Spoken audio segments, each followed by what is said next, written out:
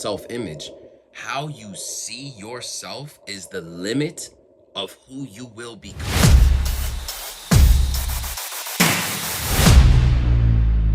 What's up, everybody? Welcome to the 5th episode of the Tony Blanko podcast.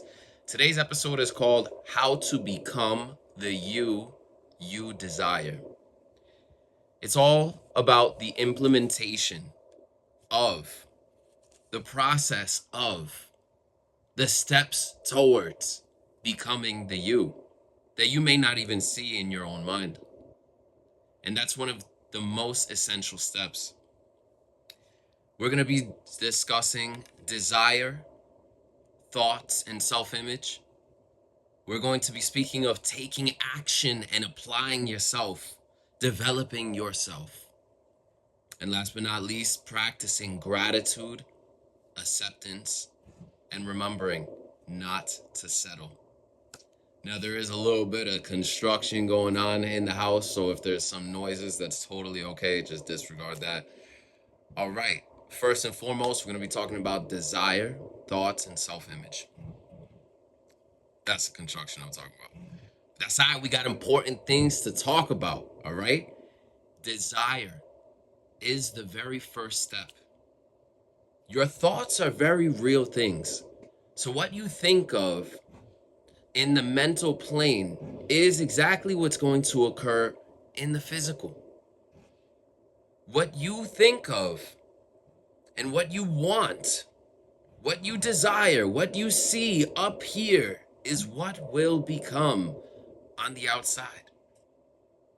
Because the world is nothing but perception. Your reality is perception. How you view things is how things are to you.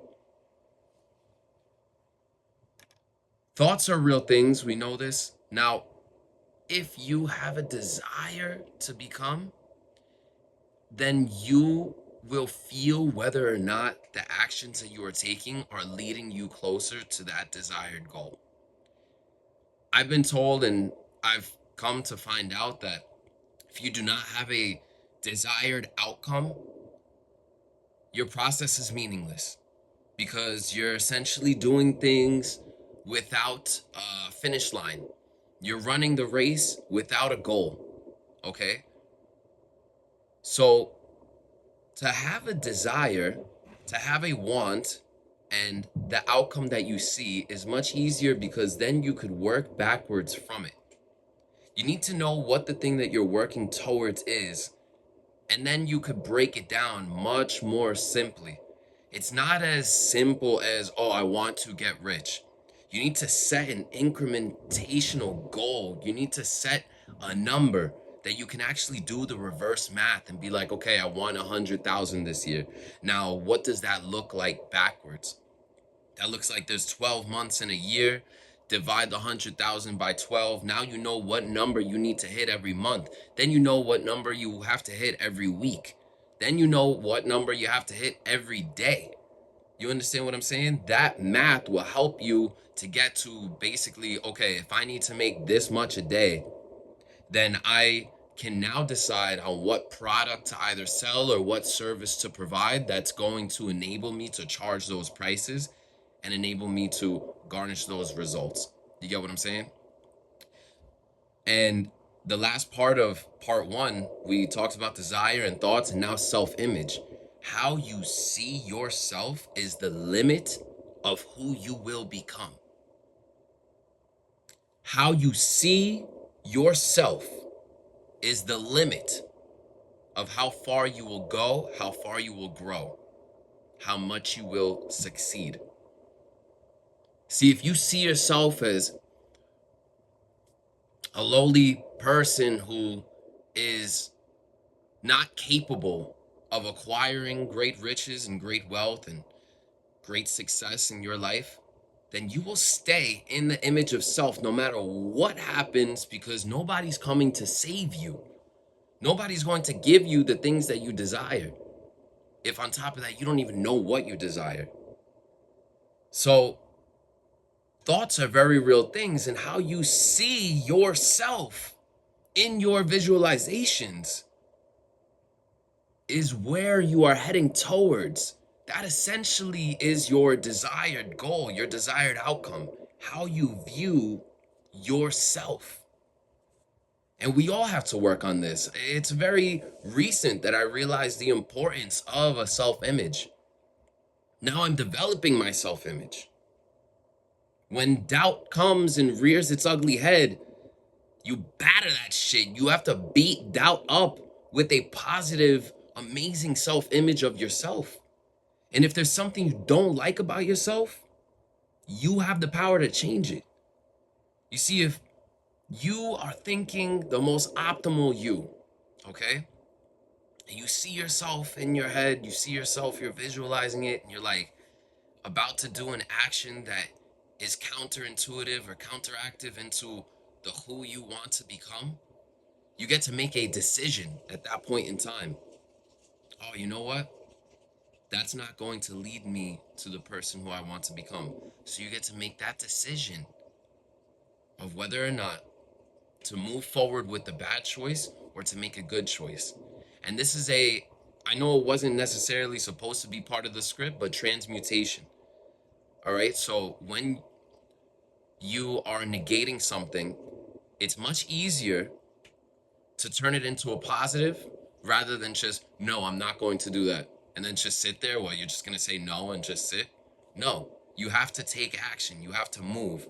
Nothing is at rest. No matter how simple, like this pen is sitting here, it's not resting. The molecules are constantly moving. Okay. It's vibrating. We are all vibrating. Every single thing on this earth is vibrating at a different degree. Okay. So when you say no to something, and you make a decision that this is not intuitive to not conducive to my growth and who I want to become, you get to make a decision. Okay, so smoking cigarettes, very bad for your lungs. Well, what is the self-image that you see of yourself? A healthy person with fully capable lungs? Okay. So you go to smoke the cigarette and you say, is that conducive to my growth with how I see myself? No. But you don't just not smoke the cigarette. Do something else that is positive and conducive to your growth. You get what I'm saying? That's just an example. But you get where I'm going with that. So next step, beautiful. Take action, apply yourself, develop yourself. The example that I just gave is perfect with this the second topic here is taking action. Like I said, nothing is just sitting still. Nothing is at rest, even though it may appear to be. We're all moving, and we're all moving towards something. Now it's up to you to decide whether your actions are going to lead you to the you that you want to become or to the you that you will regret becoming. We take action. Every single day we are taking actions. Every single day we are making decisions. Nothing happens at home. The world is at large. The world is out there. Right now I'm doing the best that I can in my room. Made a little studio. I got my podcast set up and I'm taking action that will lead me to who I want to become. But I'm fully aware that the world outside is where things happen. That's where the connections are made. That's where the network is made. Okay? Take action and apply yourself. Do. Don't just think, do.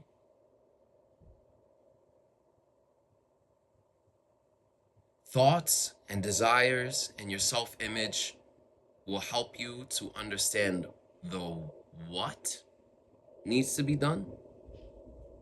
And it'll help you to discover how it needs to be done. But nothing will happen unless you do the becoming, unless you take the action. Just like when they say that you can pray, but when God presents an opportunity to you and you don't do it, you don't take the opportunity and you don't do what needs to be done in order to make your prayers come true, then your prayer is essentially meaningless. Constant development of self. Keep moving forward.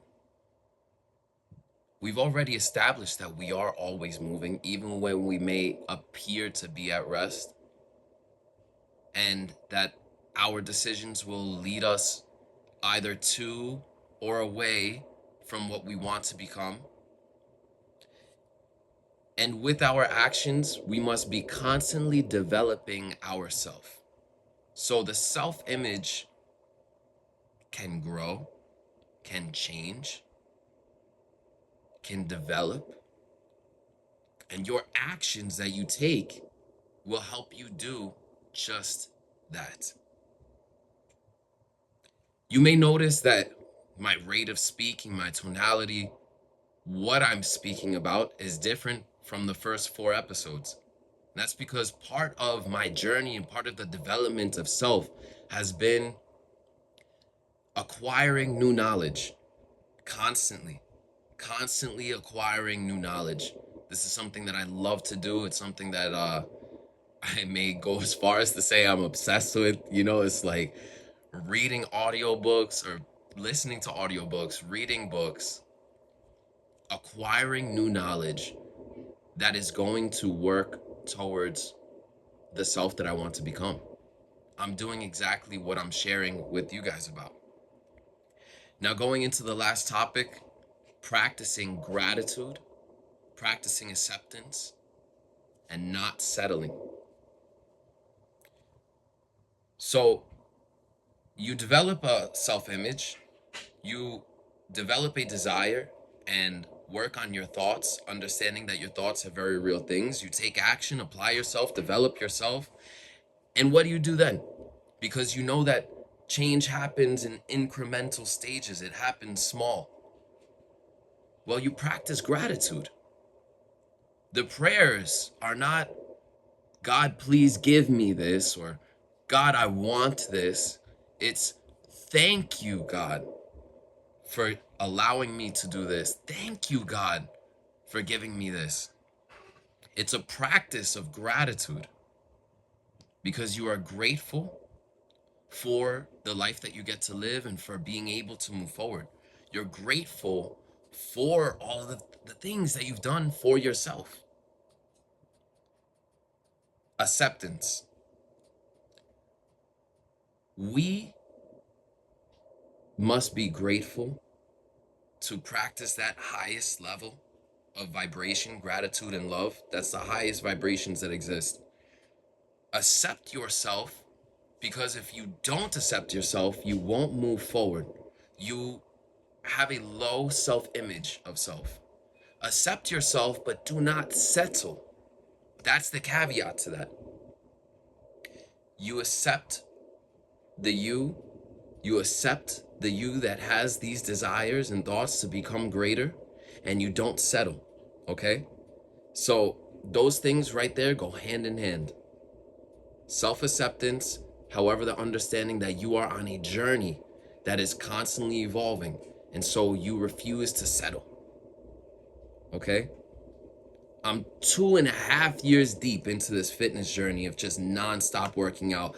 I'm 2.5 years deep into this language learning journey of learning Spanish and learning Italian.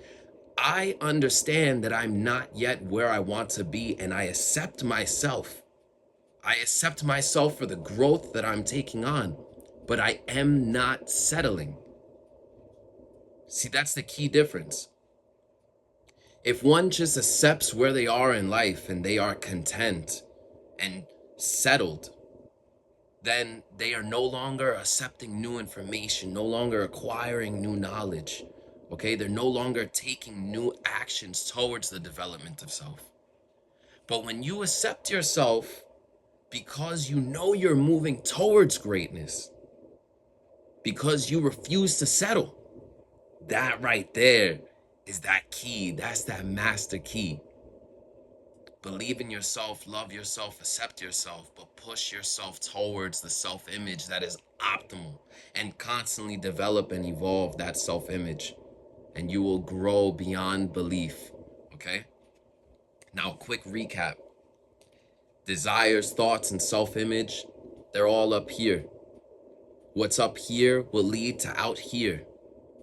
Out here, we take action, we actually implement, we apply ourselves, and we develop ourselves physically in the physical realm. And the last, we practice that gratitude. We are grateful for the development of the mental, for the development of the physical, and for our development in the spiritual. Accept who you are and what your capabilities may be, but push them to the absolute lengths. Push them so that you can push yourself out of the comfort zone and grow the comfort zone. So you can grow your capabilities, so you can essentially tear a muscle, not tear it to mess it up, but to grow it. Maybe I'm using the wrong word. Instead of tear, there should be another word. But anybody that's in fitness or understands how muscles grow will understand what I'm talking about. That your muscle needs to essentially, for lack of a better word, rip in certain places and to micro degrees in order for it to grow. Because when you push your muscle and it rips a little bit, it breaks a little bit, then all those micro tears get filled in by the protein and thus developing. So let's say this is your muscle, you rip it and then it develops with protein, so that now it's like this instead of what it was once, like that. You understand what I mean? All right. Now, if you loved what I'm talking about today and you want to hear more about self-development, being your best self, go ahead and like, comment, and subscribe.